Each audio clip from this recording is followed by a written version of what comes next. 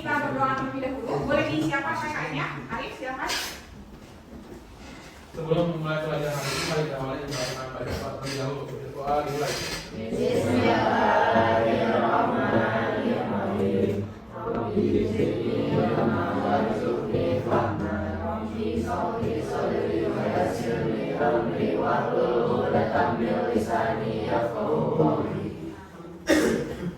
Oke, sebelumnya Ibu cek kehadiran dulu. Hari ini sambil lihat kelengkapan kalian ya. Yang pertama, Tama, Adi Tama. Lalu Arif. Nah, untuk selanjutnya, untuk menambah semangat pagi hari ini, boleh semuanya berdiri dulu. Berdiri. Kakak Imam, nggak pakai seragam, Imam boleh maju ke depan dulu. Nah, Imam, kita warming up dulu, biar jangan. Ya, bisa ngapain sebelum sekarang? 1, 2, 3, 4, 6, 7, 2, 3, 4, 5, 6, 7, 8. Oke, terima kasih. Boleh duduk lagi. Kenapa ya kira-kira Ibu membuat kalian bersemangat dulu pagi hari ini? Karena praktikum kita akan melakukan putaran-putaran yang mungkin membuat kalian nanti bingung dan pusing gitu ya, supaya tidak kaku. Jadi tangannya harus dilemaskan dulu. Oke, nah sebelumnya kita sudah pernah membahas mengenai hukum Mendel ya. Kemudian juga membahas mengenai persilangan apa? Hukum Mendel itu ada persilangan monohibrid dan persilangan hibrid. Apa yang dibedakan dari monohibrid dan hibrid? Mono itu berarti hanya satu sifat beda, kalau di hibrid seperti yang kalian ketahui sebelumnya, ada persilangan antara biji yang bulat kuning dengan kusut hijau menghasilkan keturunan bulat kuning dengan genotip yang heterozigot ya. Kalau misalnya heterozigot ini dikawinkan atau disilangkan dengan sesamanya, maka akan menghasilkan berapa banyak genotip? Genotipnya 9. Kalau perbandingan fenotipnya? Ya, berarti hanya 4 fenotip dengan perbandingan 9, 3, 3, 1. Oke, nah hari ini kita akan melanjutkan yang ada kaitannya dengan hukum Mendel ini, tapi kalian harus identifikasi dulu terhadap yang kita kenal sebagai penyimpangan semu. Tapi sebetulnya bukan penyimpangan, hanya saja ada yang berbeda dengan interaksi di antara gennya. Nah, menurut kalian kalau misalnya di alam nih, pernah nggak kalian melihat bunga yang dalam satu pohon itu dia ada yang warnanya macam-macam, bahkan lebih dari 3. Nah, kira-kira itu karena apa? Ada interaksi kah di dalamnya? Interaksi apa? Kalau sebelumnya kita belajar tentang interaksi awel, kalau hari ini? Nah, betul, ada interaksi genetik. Nah, interaksi genetik ini oleh karenanya kalian diharapkan melalui kegiatan praktikum yang akan kita lakukan bisa mengidentifikasi dulu macam-macam atau bentuk-bentuk dari interaksi genetik. Kemudian nanti menunjukkan persilangan dari macam-macam bentuk interaksi genetik tersebut dan juga menyajikan hasil peluang persilangan macam-macam interaksi genetik melalui nanti simulasi baling-baling genetik ya. Nah, ini yang harus kalian perhatikan. Ada penilaian yang Ibu amati. Yang pertama dari sikap, kalian harus jujur, disiplin dan kerjasama karena itu kooperatif juga. Kemudian dari pengetahuannya nanti akan ada soal, kemudian dan keterampilannya nanti pada saat kalian diskusi kelompok, diskusi kelas ataupun pada saat presentasi ke depan. Bisa dipahami? Ada yang bertanya terlebih dahulu? Oke, kalau tidak ada boleh stay tune di handphonenya. Silahkan dibuka kelasnya. Apakah postingan Ibu sudah ada? Nah, di sana ada pretest ya? Ada soal. Silahkan diisi terlebih dahulu.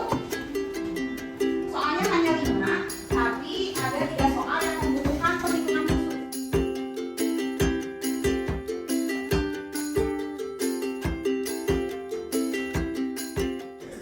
Kita akan masuk ke pembelajaran yang mana seharusnya ya.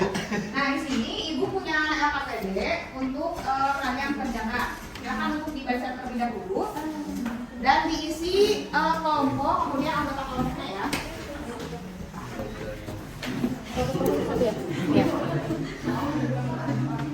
Silakan untuk dibuka terlebih dahulu. Di sana ada berapa pola yang perlu kalian amati? 5 ya.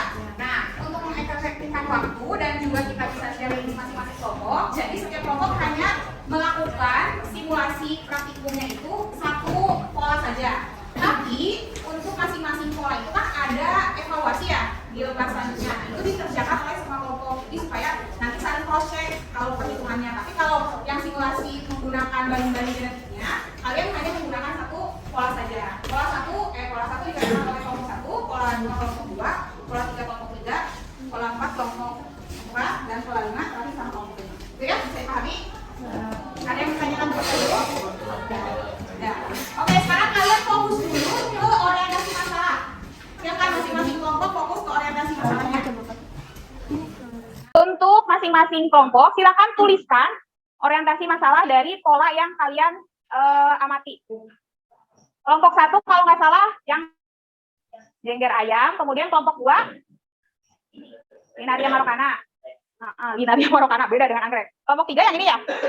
Latirus odoratus, lalu kelompok 4 labu. Kelompok 5 gandum.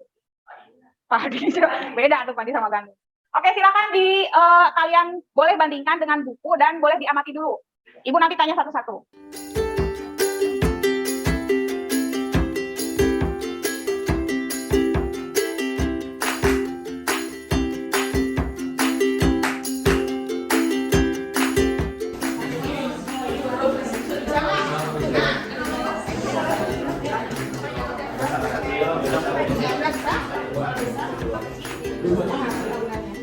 Pokoknya jangan fokus ke warna ya. Jadi dilihat dulu aja si gambarnya. Sok kamu putar coba. Nah, sok ini apa yang pertama? Yang ini kawinkan. Iya. Oh itu ya. Oh, berarti langsung itu mana ya?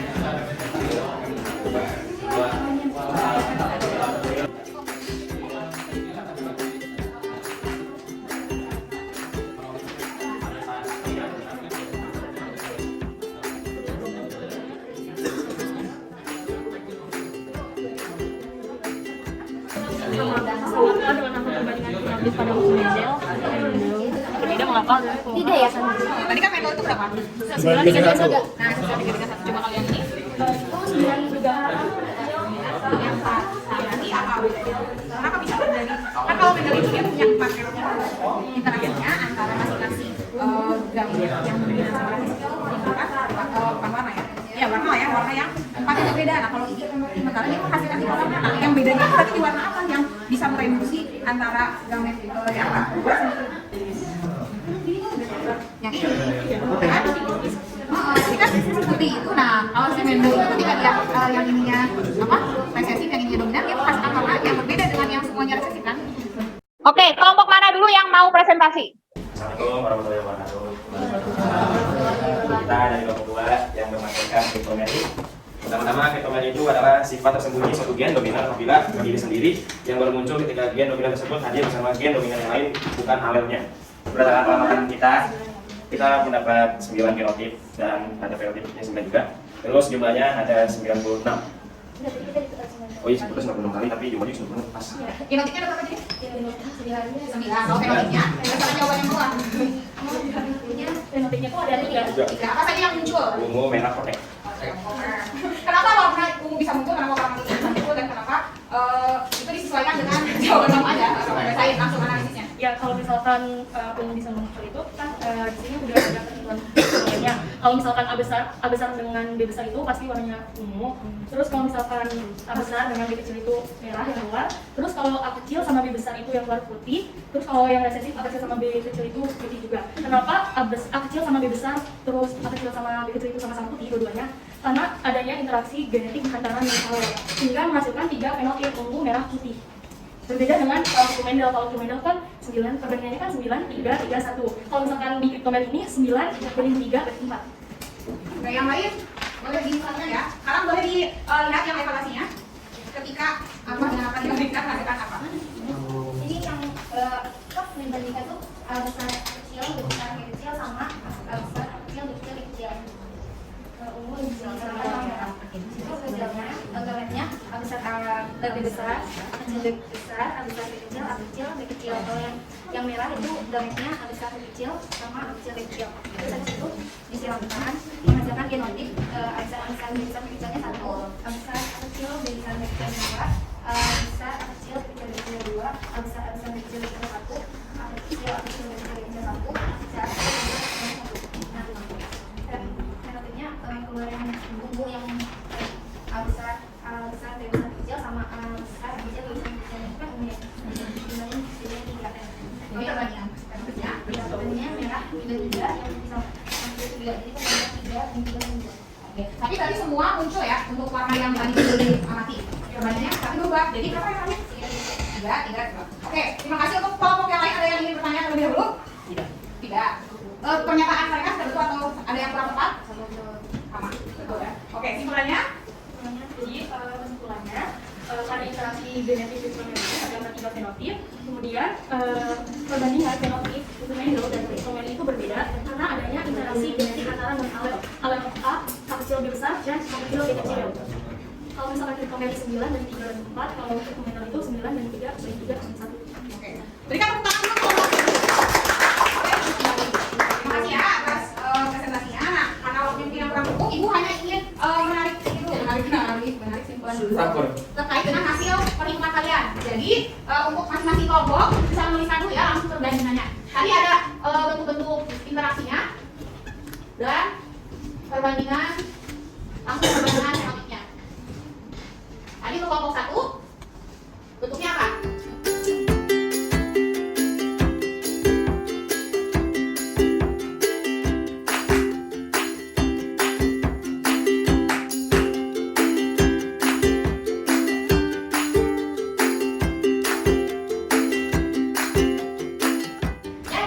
Persilangan yang 96 itu didasarkan dari hukum Mendel yang dia itu mengawinkan antara heterozigot yang punya 4 masing-masing gamet itu sebanyak 16 kali kan. Nah, 16 kali dikali 6 itu 96. Jadi kenapa Ibu ambil 96, Bu? Karena memang itu adalah angka yang cukup representatif ketika kita mengambil sampel. Sama aja kayak di sini. Ibu bilang di sini semua murid di sini kurang pintar misalnya. Kalian ini nggak setuju nggak? Tidak. Karena Ibu ngambil sampelnya random gitu ya. Siapa yang kurang pintarnya tadi dijadikan untuk semuanya. Itu salah satu analogi untuk pengambilan sampel.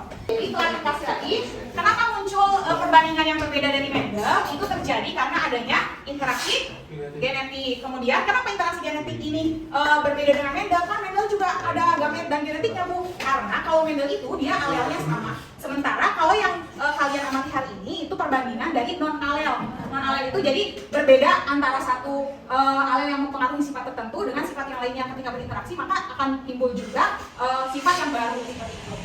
Oke. Nah, ini mungkin ada yang bisa menyimpulkan dulu hari ini kita belajar tentang apa saja? Satu orang boleh? Kita. Ayo, Ayo. kita tidur. Ada berapa baca? Yaitu Memasuki jam pelajaran ketiga dan ada keempat. komplementer, ada epistasis dominan dan polymeri. oke. Betul ya? Ulang dulu. Kira-kira kalian dapat manfaat nggak dari belajar hari ini? Banyak. Kita bisa ya tahu keragaman yang ada gen. Terus selain itu, ini kan bukan hanya di tumbuhan ya, tapi ada di hewan juga. Jadi kalian nggak cuma lihat buku aja, mulai saya bagus, saya pakai tiba-tiba, oh ternyata itu dipengaruhi oleh gen. Oke, terakhir, boleh dibuka lagi kasusnya, sekarang langsung dijawab lagi berdasarkan hasil pembelajaran kita hari ini.